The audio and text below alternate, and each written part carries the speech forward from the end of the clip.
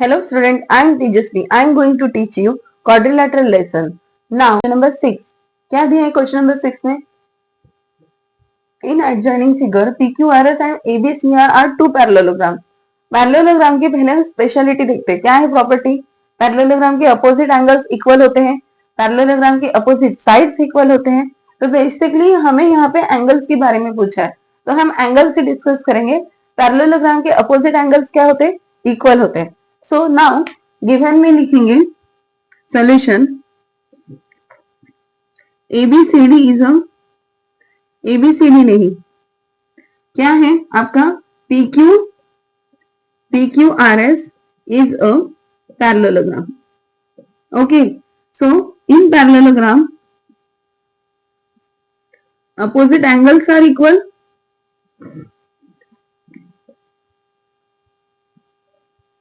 Angles are equal, so angle P is equal to angle R is equal to 110. Okay, now हमें किसके angles निकालने हैं? ABCR. तो ABCR यहाँ पे दिया है ABCR, तो R हमें निकल गया 110. Now in parallelogram ABCR opposite angles are equal. Opposite angles are equal. तो इसके अपोजिट एंगल क्या है? Angle R is equal to angle B is equal to 110 degree.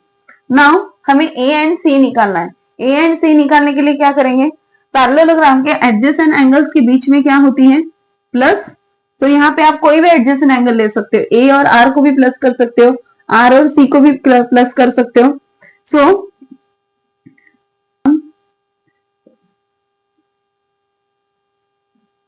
in parallelogram sum of adjacent angle are supplementary. मैंने यहाँ पे C और R लिए हैं, so angle C plus angle R is equal to what? 180 degree. Angle C नहीं पता but angle R पता है. कितना है? 110 degree is equal to 180 degree.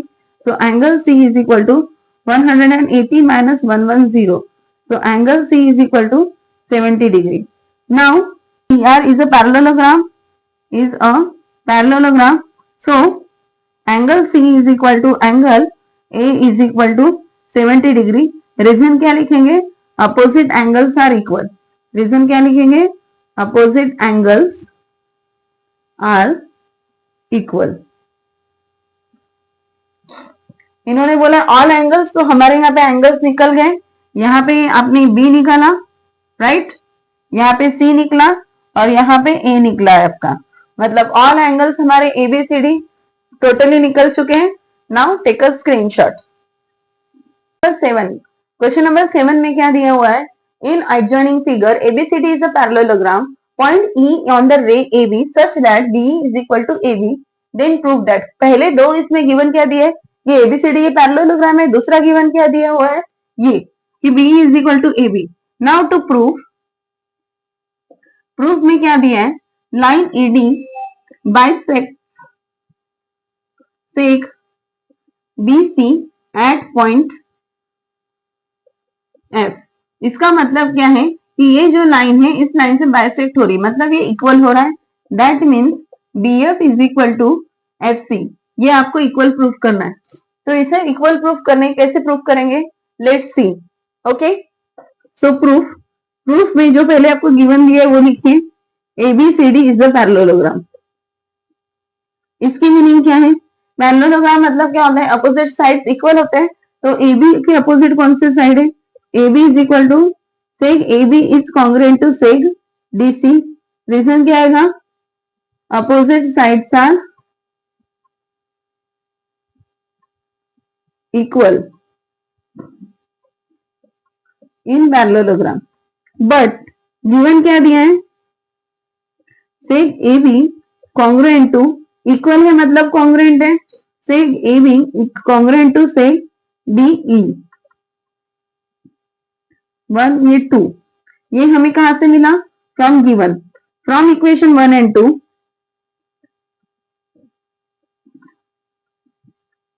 यहाँ पे देखो ये दोनों साइड सेम है, तो ये साइड सेम है तो इनकी ये भी साइड सेम हो गई। Seg D C congruent to seg BE, इसे हम थर्ड देंगे। Seg D C congruent to seg BE. Now इसके बाद आपको क्या करना है, जैसे ही पैरेललोग्राम है एबीसीडी, क्या है,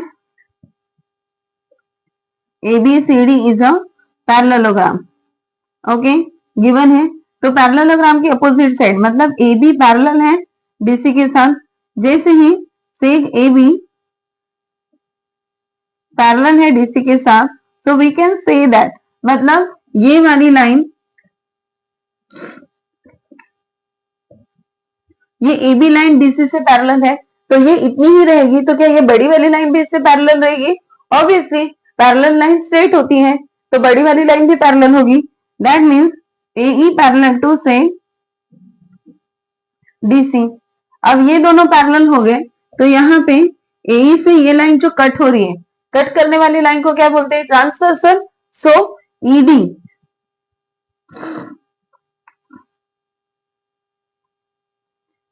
इज देयर ट्रांसवर्सल। तो ये वाला एंगल और ये वाला एंगल, ये कौन से एंगल हो गए? Alternate angle. जब दो लाइन पैरेलल करती हैं और एक लाइन कट होती है तो वो क्या होगा? ये एंगल और ये एंगल कौन से हो गए? Alternate angle. सो एंगल का नाम लिखो यहाँ पे, क्या नाम है? BED। क्या लिखोगे आप? AED is congruent to angle ADC। Reason क्या डालोगे? Alternate angle.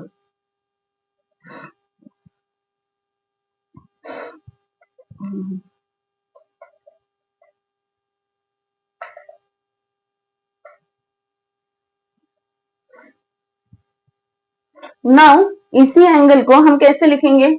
मतलब ये एंगल इससे क्या हो रहा है? इक्वल हो रहा है।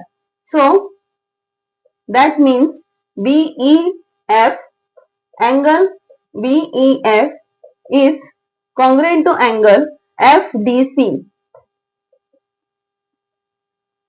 इसे हम इक्वेशन, यहाँ पे 3 दिया था, यहाँ पे 4 देते हैं। अभी ये सब हमने क्यों प्रूफ किया? क्योंकि ये दो एंगल्स, दो ट्रायंगल्स को हमें कॉन्ग्रुएंसी प्रूफ करना था। So now in triangle BEF and triangle DCF, BEF और DCF, ठीक है। तो यहाँ पे देखिए कॉन्ग्रुएंसी में क्या आएगा? ये एंगल इससे इक्वल है, ये साइड इस साइड से इक्वल है, और ये क्या है? Vertically opposite angle. Clear? So let's see. Seg B congruent to seg DC कहां से आया? By equation 3। नाउ साइड हो गई, अब एंगल, एंगल का नाम क्या है? Angle BEF is congruent, congruent का साइन लगाओ, angle FDC by equation 4। Now angle, ये कौन सा एंगल है? BFE congruent to angle CFD। इसका क्या रीजन है? Vertically opposite angle. So triangle BEF is congruent to triangle BEF is congruent to triangle DCF. ये कौन सा टेस्ट हुआ? AAS test, AAS test. So आपको प्रूफ क्या करना है? ये करना है। तो जो प्रूफ करना है वो यहाँ पे लिख दो, seg BF congruent to seg FC। यहाँ पे रीजन क्या आएगा? CSCT। CSCT क्यों आएगा? क्योंकि ये साइड्स है। CSCT क्यों आएगा? क्योंकि ये साइड्स है। तो अभी सेक कॉन्ग्रुएंट है, मतलब ये क्या होता है? सेक इक्वल भी है।